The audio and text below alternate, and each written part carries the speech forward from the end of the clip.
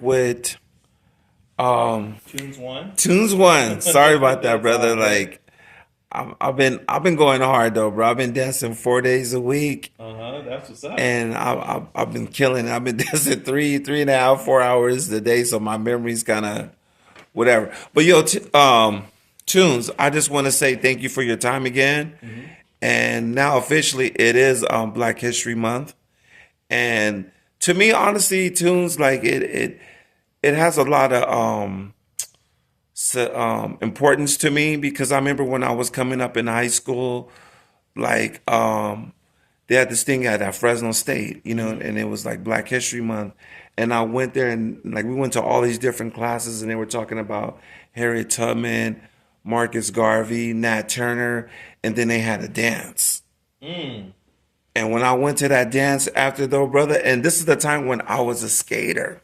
Where was this at? This is in Fresno, Fresno. Okay. right? I was a Wow. skater. Uh huh.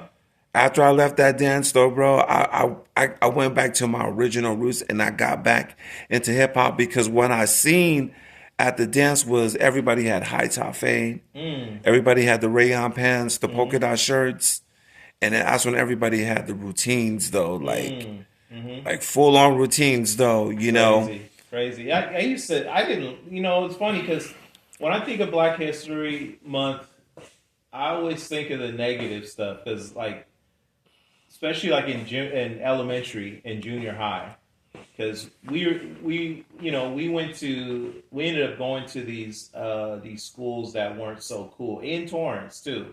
We ended up going to Torrance Elementary, me and my older sister, and then we went to J.H. Hull, the junior high there in Torrance. And I mean, we were like the only black kids in the whole school for at Torrance Elementary, not so much. It was a few little sprinkles here and there, Hmm. but at J.H. Hull, yeah, like we were the only two black kids for a while. This is And the so, '80s. huh? This is the '80s. Yeah, this is I would say late 70s, Okay. and then turning into the 80s. Hmm. And so yeah, it was messed up. Like so, like all this stuff they didn't talk about it in a positive light. They talked about like all the fucked up shit, like slavery. Like it was all slavery and black folks was getting their ass whooped and like all the Yeah. messed up stuff. So it was like, and then you just felt ashamed because then everybody be looking at your ass. They'd be looking at you like, damn.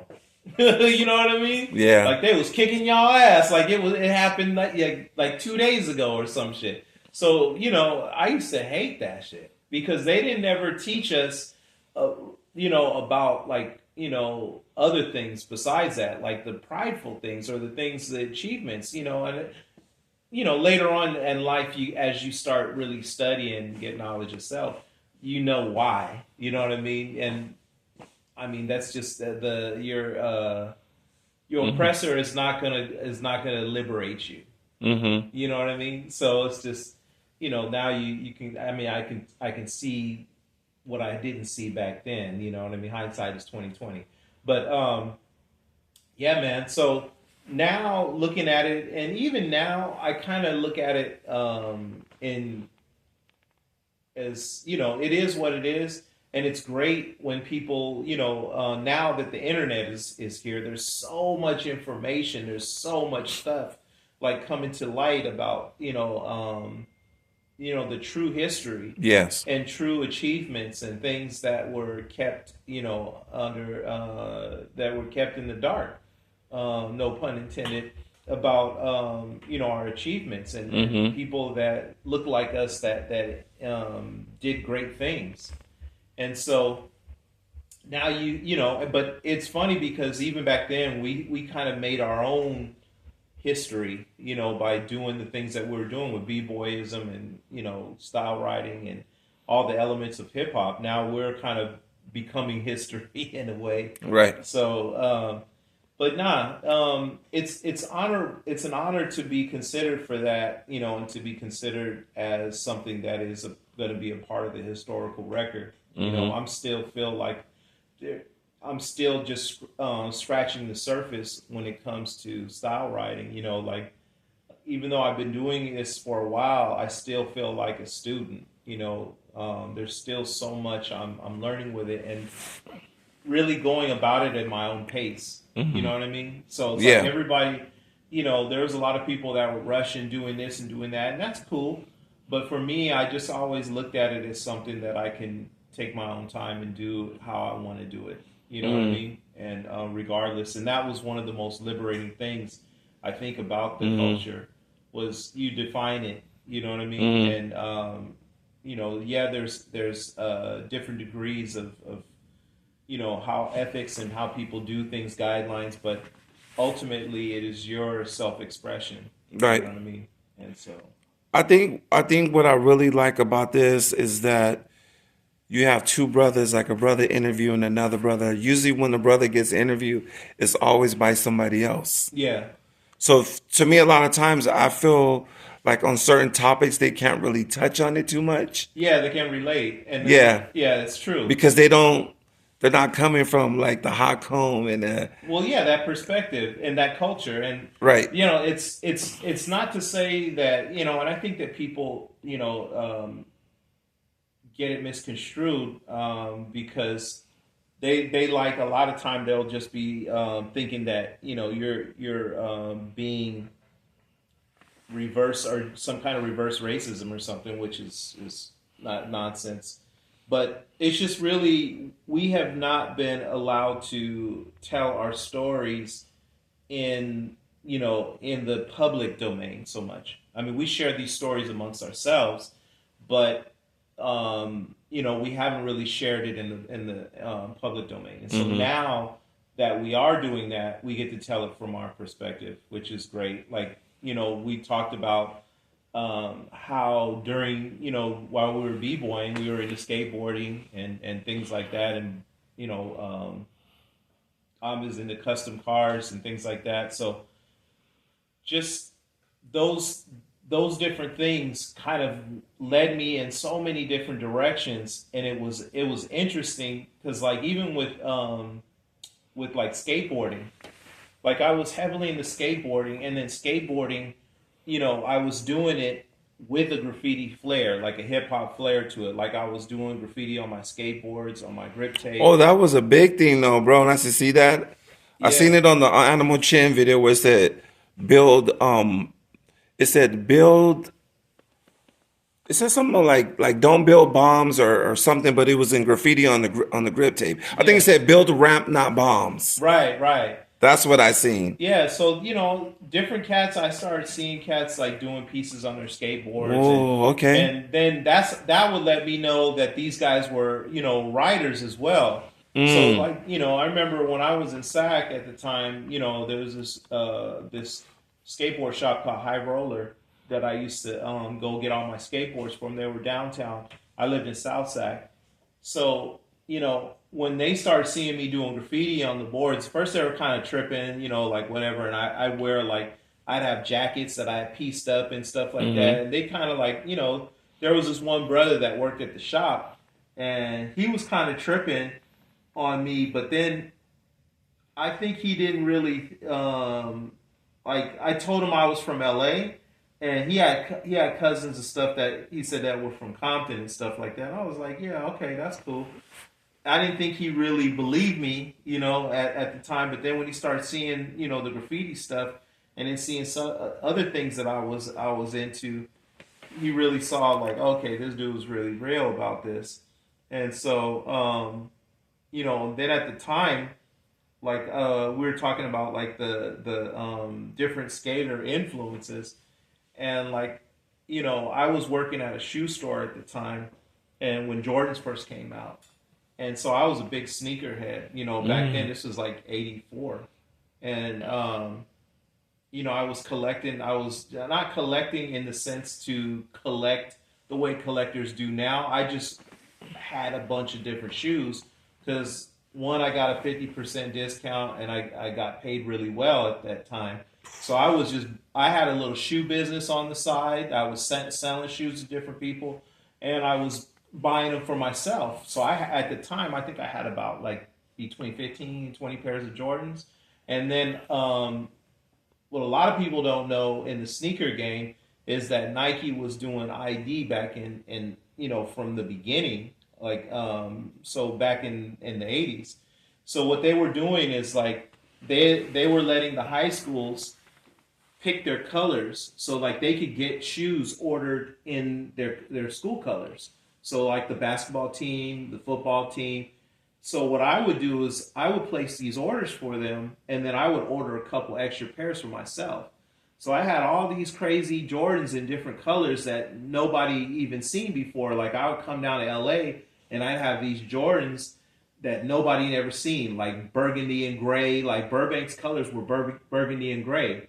So I was coming down to LA with those. People was like, "Where'd you get those at?" And I was like, "Can't get them," you know. And so, but then I was thinking, I was like, "Damn, if I would have had some of them Jordans, they'd be worth crazy money now." Mm. But what's it called? When skateboarding was around, and then there was I would say this was probably about 85, 86 maybe, something like that. Mm-hmm. And there was a contest, a street contest, and Mark Gonzalez and this one guy Johnny Kopp were both wearing Jordans. So I think Mark Gonzalez was wearing a pair of black and reds skating on that event, and Johnny Kopp had, I think, a pair of blue and blacks. Right. You know what I remember about that event? Like it was a highlight. There was two of them. I think it's the one where Jeff Kendall does a whole plan on Yes, on the parking block. That's right. That's right. He sure did. He sure did, and blew everybody. That street jam was so crazy, and it was way out in the middle of nowhere. And what's it called? I just that like first as getting out there, one thing, because we didn't have a car, so the homie hooked it up, got his mom's car. We drove out there. We went there the first. No, we didn't go. No, that was the ramp jam. That was the following weekend. Was the ramp jam? They had the street jam first, and then the ramp jam. We got a ride out to there, and then we basically got dropped off. So then when we watched that whole event, it was dope. It was crazy, like just amazing. They had this kind of hip, like not a hip ramp. It was like a wedge type launch ramp, and so guys could launch from each side of it. You know what I mean? And then they were just busting these crazy airs. That was the time he did the Hobo plant, and then what's it called? We ended up getting a ride back with Neil Blender. What was his name? I think there. I think I remember something else too. That there was two more. Jeff Russell. We got a ride back. You There, guys, there was two more things that kind of stuck out in my mind. I think when Nada's ollie from the pavement onto the front end of the car. yeah, Like most people. that was at the Go Skate Jam. Oh, that was the Ghost Skate Jam. That was at the Go Skate Jam. He did that. Okay. And then And then somebody did a boneless off that car that was tore up. right. I think that We was did it from the back over the front end of the car into to the pavement in Sacramento. yeah, that was also at the Go Skate Jam. Okay. So there was a couple different ones, but I remember that one. That was was that Tommy Guerrero that I did think it that? might have been I Tommy think it was Tommy Guerrero. Guerrero, yeah. That did the boneless over the ride. That was crazy. That was crazy. And then it was just, that time was so magical. And then just, it was like I had all of that and I had hip hop and graffiti. So it was like I would go from world to world. Like I would go from the hip hop world, and then I would go over to skateboarding, and then I would go into the car culture. Okay. So I was in the lowriders and stuff like that too. So all those different worlds I was transitioning into. Like that was my life. During that time, was there any other black skaters besides you? In Sacramento, no, that I didn't know. I didn't know of any guys. Oh, wait a minute. Yes, there was. I'm tripping. There was oh man, I forgot his name. Oh my goodness. One dude they called Buckwheat. I forgot My God. his real name, but he and then there was this one dude I knew. He had a spot. It was called the Afro Bowl, and Okay. this was a backyard pool. This was this one cat. They had a pool and they called it the Afro Bowl. And most of the guys from remember Blockhead, the company Blockhead. So Sam Cunningham and all those guys, they used to skate at that bowl, and they called it the Afro Bowl. After this dude. And Mm. so there was a guy like if you've seen the movie Inman, did you see that? Yeah. Yeah, so that was cool because they showed a lot of those guys, some of those guys that kind of tail ended and came in when I moved up there, they were still around. There was a few of those guys from that early movement that were still around. Mm. You know what I mean? So I got to kick it with some of those cats and Mm-hmm. actually skate with some of them. That's pretty dope. Cause I mean, when I first got into skateboarding, brothers was on me though, man. They used to chase me home from school because they Was said I this in would. LA? No, this is in Madeira. Oh, Madeira, okay. Because in LA it was on like brothers was skating. I know. Yeah. Like even in the 70s. Yes. Because then when Dogtown came out, I was living in Inglewood, and Dogtown was in Inglewood. Their factory was in Inglewood at Mm. the time. So they had moved, I guess, from Santa Monica, or they got a warehouse in Inglewood. And it was down the street because we used to stay off of Inglewood Avenue and Century. And so when they moved in, my brother, like was a huge skater. Him and his friend, and I used to just tag along with them. This was probably like goodness, 70, oh goodness, I would say mid 70s, something like Mm. that. 70. Yeah, I remember I took a lot of heat. Like a lot of times, a lot of the black people that was at my school, Oh yeah, that's they, how it was when I was up in SAC. yeah, they told me like you ain't black Yeah, because like you hanging out with the white boys, yeah. and they used to call me Oreo. Uh, well, see, when I was in SAC, I skated. Like when I skated. There was a Mexican dude that I skated with in South Sac, and most of the time, most of the dudes that I skated with, I would go downtown. There was a few Mm. Mexican dudes that I used to skate with, and then in South Sac, but I would skate a lot by myself. Mm. And then when I would go, I would usually just go downtown and skate with all those dudes, and it was a pretty mixed bunch. Okay. So it was mostly white dudes, but there was, a few black dudes. There was, what's it called? Asian dudes, couple Asian cats. So yeah, so we But were a pretty mixed bunch. but you know what? If I'm being honest, what drove me about it, I remember I was gonna get a board, Hmm.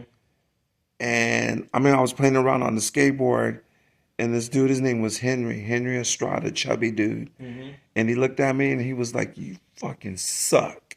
He's all Mm. black people will never learn how to skate, and he was and like instead of like feeling discouraged, Yeah, I I, motivated you I to. got motivated, and I Yeah. told my dad, I said, "Can we go to this place, Waveling Surf Shop?"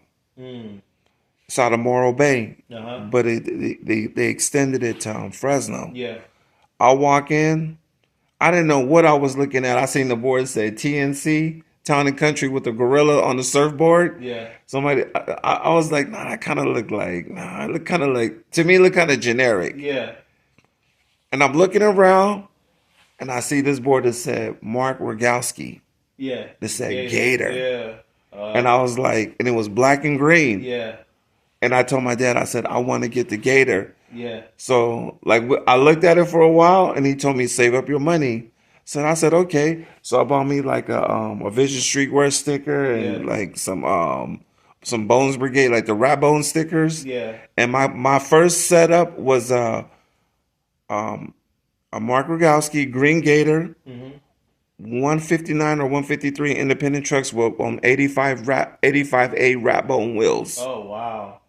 See, yeah. See, when I first started, my first board was a GNS Fiberflex Oh, with Sim Snakes and tracker trucks. It was my brother's hand-me-down board, and then after that, that was the small boards.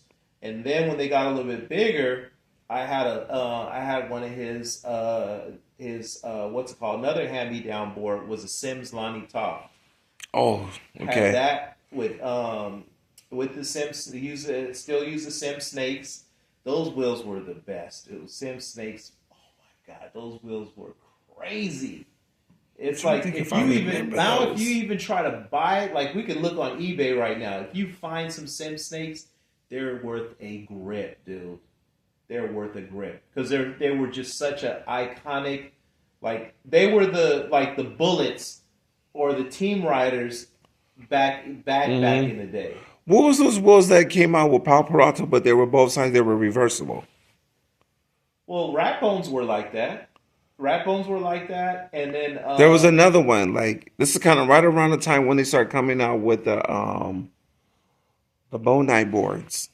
oh, Bonite. Oh man, damn, that's a throwback right there. Bonite, and I remember the They had these wheels, if you warm down, like you yeah. can flip them over and they look just like the new ones. I forgot the name of them. They're Oh goodness. reversible. Because rat bones were like they just, you couldn't really flip them. The original rat Yeah, bones. the original rat bones, There was another one. but the I think they were called bone something. They were bone something. Everything was always oh, I know bones. what you're talking about. I know what you're talking about. I can't think. Crossbones. Crossbones, exactly. Crossbones were like that, and but also the what's it called? You I think you could do that with the freestyle bones too. They were like that too. I don't really remember that. Yeah. But you know what? I remember when Colors came out, right? Mm-hmm. All the brothers went to go see Colors. So did I.